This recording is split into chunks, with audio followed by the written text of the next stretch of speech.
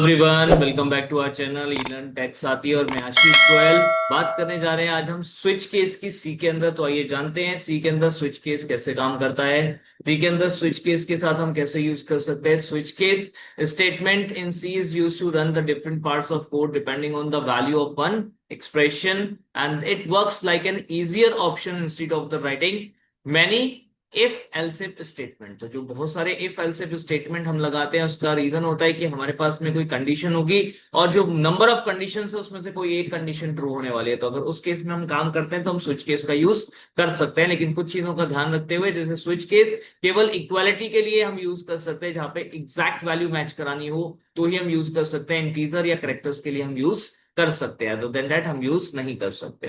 ठीक है, example structure क्या रहेगा, किस तरीके से स्ट्रक्चर होगा। तो हम लिखेंगे स्विच, एक ब्रैकेट, ब्रैकेट के अंदर हमें लगाना होगा यहाँ पे एक्सप्रेशन, जिसके बेसिस पे हम डिसाइड करेंगे कि हम कौन से केस में जाना चाहते हैं। लाइक अगर हम बनाते हैं तो इसका एक ब्लॉक बनाया, उसके अंदर केस लगाया, केस के बाद आ जाएगा एक कांस्टेंट, कोई भी कांस्टेंट वैल्यू जो आप यहाँ पे देना चाहते हैं जो कि एक्सप्रेशन से मैच करेगी। बात हुई थी ना एग्जैक्ट वैल्यू मैच करने की, तो इसलिए यहाँ पे हम कांस्टेंट दे रहे हैं। ठीक, उसके बाद जो भी कोड हम यहाँ पे एग्जीक्यूट करना चाहते हैं, अगर एक्सप्रेशन ऑफ कांस्टेंट मैच करता है वो लिखेंगे, and then a break. Right, उसके बाद अगला इसी टाइप से हम केस लगाएंगे, उसके लिए भी स्टेटमेंट लिखेंगे, ब्रेक करेंगे, कांस्टेंट यूज करेंगे, और ऐसे ही मोर केसेस जितने भी हैं वो सारे हम लिख सकते हैं। एंड फाइनली लास्ट में हम लिख सकते हैं डिफॉल्ट। राइट, देखिए यहां पर इसको समझते हैं part off switch statement. Switch statement जो भी हमने यहाँ पे देखा, स्विच में हमारे पास क्या क्या चीजें हैं वो क्या है। तो स्विच एक्सप्रेशन क्या है, the expression is check once, it must give an integer और द करेक्टर वैल्यू। तो एक इंटीजर या करेक्टर वैल्यू यहाँ पर ही हमें एक्सप्रेशन रिटर्न करना चाहिए। ठीक है, कांस्टेंट की अगर हम बात करें तो each case has a fix value, if the expression matches this value the code inside runs. तो यहाँ पे जो आपका ये वाला जो कोड है वो तभी रन करेगा जब आपकी जो कांस्टेंट वैल्यू है ये मैच कर जाएगी आपके एक्सप्रेशन वैल्यू के साथ में। It's like that. तो इसलिए यहाँ पे कांस्टेंट एक इंपॉर्टेंट रोल प्ले करता है। ब्रेक, ब्रेक किस लिए यूज कर रहे हैं, stop the switch after one case run. एक केस का काम हमने कंप्लीट कर दिया, ये केस का जो भी कोड है, एक लाइन का, 2 लाइन का, 10 लाइन का, 100 लाइन का, कितने भी लाइंस का आप कोड लिख सकते हैं। कोई ब्रेसेस लगाने की यहाँ जरूरत नहीं होती, सिर्फ हमें लगाना है लास्ट में ब्रेक। तो ब्रेक लगाने का मतलब है एक केस का काम कंप्लीट, और ब्रेक लगाते ही हम स्विच से बाहर आ जाएंगे। तो बिना ब्रेक के स्विच से बाहर नहीं आएंगे, बल्कि नेक्स्ट केसेस में चले जाएंगे। एंड इसे कहा जाता है fall through situation. Right, default यहां पे यूज होता है, it runs only if one of the case matches, none of the cases matches. अगर कोई भी केस यहाँ पे हमने जो लगाए हैं वो मैच नहीं करते ऊपर वाले सारे, तो डिफॉल्ट वाला एग्जीक्यूट हो जाएगा। एंड डिफॉल्ट क्योंकि लास्ट है तो इसके बाद ब्रेक लगाने की जरूरत नहीं है। जनरली हम डिफॉल्ट को लास्ट में लिखते हैं। एक और इंपॉर्टेंट बात, यहाँ पे जो केसेस हम लिख रहे हैं उन केसेस के लिए आपका कोई सीक्वेंस मैटर नहीं करता। जैसे आपने कांस्टेंट 1, कांस्टेंट 2, कांस्टेंट 3 लिखा है तो जरूरी नहीं है आप पहले कांस्टेंट 3 लिख दो, फिर कांस्टेंट 1 लिख दो, फिर कांस्टेंट 2 लिख दो। ऐसा भी कर सकते हैं, लाइक दैट, उससे कोई फर्क नहीं पड़ता। देखते काम कैसे करेगा ये। The switch checks the value of the expression. तो स्विच एक्चुअली एक्सप्रेशन की वैल्यू को सबसे पहले चेक करता है, then it compares to the value with each case. तो जो वैल्यू हमारे पास में एक्सप्रेशन की वैल्यूएट होकर आई है, एक्सप्रेशन में कोई वैल्यू जो हमने दी है या यूजर से इनपुट कराई हुई वैल्यू अगर हम यहाँ पास कर रहे होते हैं वेरिएबल के फॉर्म में, तो उसे हर एक केस की कांस्टेंट के साथ में मैच कराएगा। जिस भी कांस्टेंट के साथ मैच कर जाएगा उसका ब्लॉक एग्जीक्यूट कर जाएगा।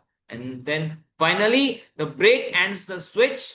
एंड अगर कोई भी मैच फाउंड नहीं होता, किसी भी केस का कांस्टेंट अगर एक्सप्रेशन से मैच नहीं करता, तो डिफॉल्ट ब्लॉक एग्जीक्यूट हो जाएगा। तो this is how the switch will work. देखते हैं किस तरीके से इसके साथ काम कर सकते हैं। मान लीजिए हम चाहते हैं यूजर से एक WD यानी कि वीकडे हम एंटर कराएं नंबर्स के फॉर्म में। तो उसके लिए हमने एक मैसेज लिख दिया, enter weekday in numbers like 0 to 6 हम यहां पर देना चाहते हैं। तो वीकडे नंबर हमने एंटर कराना है, इसको हमने स्कैन करा लिया लाइक %d की मदद से WD के अंदर। ठीक है, WD जो वेरिएबल हमने लिया हुआ था। यहाँ पे देखिए क्या कर रहे हैं हम, यहाँ पर एक स्विच लगा रहे हैं, स्विच जिसमें एक्सप्रेशन रखेंगे हम WD को, जो यूजर इनपुट वैल्यू हमारे पास आ रही है। फिर हम लगाएंगे केस 1, और केस 1 में हम यहाँ पे देने वाले हैं expression like print F it's बल्कि जीरो से शुरू करते हैं, सॉरी। तो जीरो ले लिया यहाँ पर हमने जीरो को लिख दिया, it's Sunday and a break. Like ऐसे लिखा हमने case one and printf it's Monday एंड ये हो गया यहाँ पर आपका ब्रेक। अगर आपका एक ही केस है या मल्टीपल, सॉरी, एक ही स्टेटमेंट है किसी केस में या मल्टीपल स्टेटमेंट भी है किसी केस में, तो आप चाहें तो सेम लाइन में भी लिख सकते हो। लाइक जैसे हमने यहाँ लिखा है, हमने लिखा ट्यूसडे के लिए और इसी के आगे लगा दिया break. Case three printf Wednesday break. Case four printf बस थर्सडे। केस फाइव जो कि है हमारा फ्राइडे के लिए, तो हम यहाँ पर लिख देंगे Friday and again a break. And case six हो गया हमारा फाइनली सैटरडे के लिए ब्रेक और फाइनली डिफॉल्ट। डिफॉल्ट इसको भी सेम लाइन में लिख सकते हैं, प्रिंटफ से इनवैलिड इनपुट सेट। इसको टेस्ट करके देख लेते हैं। टेस्ट करेंगे हम, यहाँ पर कोई एक WD इनपुट कराने वाले हैं। WD जो वीकडे नंबर्स के फॉर्म में होगा, मान लीजिए हमने दिया number three, number three is Wednesday, तो नंबर थ्री वेंसडे, इस तरीके से थ्री यहाँ पे WD जो है एक्सप्रेशन इवेलुएट होगा एस थ्री, और फिर थ्री मैच करेंगे जीरो से, नहीं नहीं नहीं नहीं, थ्री यहाँ पे मैच करेगा। तो ये यहाँ पे क्या करता है, स्विच के टाइम पर ही, स्विच की जगह पर ही मैच कर लेता है। यहाँ पे इसके पास पहले से होते हैं, एक एक करके नहीं चेक करता, राइट। बल्कि यहाँ पे जो भी एक्सप्रेशंस होंगे, जो भी कांस्टेंट है, वो पहले से स्विच को पता रहते हैं। लाइक यहीं से डिसाइड होता है और सीधा हम पर्टिकुलर केस में ही स्विच करते हैं, राइट। इससे ऊपर नीचे नहीं जाते, अलग अलग चेक नहीं करते जैसे एलसीएम लेटर में चेक होता है।